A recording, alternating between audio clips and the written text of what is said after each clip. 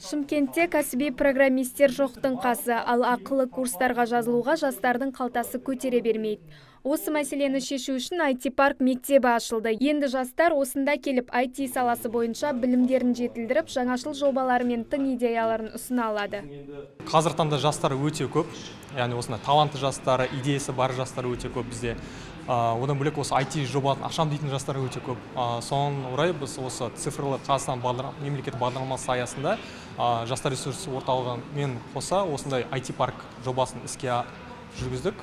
Осы IT-парктың басты мақсаты жастардың арасындағы цифрлы сауатын арттыру. IT-парк мектебінің шәкірті атануға 14 пен 29 жас аралығындағы 700-ге жуық жас өтініш білдірген. Солардың арасынан үздіктері тегін оқуға мүмкіндік алады. IT-парк мектебі жастарға модельдеу, смартфондарға арналған қосымшаларды іске қосу мен сайт ашу бойынша дәрістер бермек. Мұнда жыл соңына дейін 10 жоба дайындалып жүзеге асырылатын болады. Осы 10 жобаны біз тек қана былай жасап әзірлеу емес, оны біз ары қарай коммерциализация жасаймыз. Яғни мысалы жас өзінің IT жобасын ашты дейік, оған біз кейін инвесторлар тартамыз, яғни оны былайша айтқан кезде өзінің кәсібін аштық. Сол жігіттер. Сол мақсатта біз қазір осы IT-паркты аштық.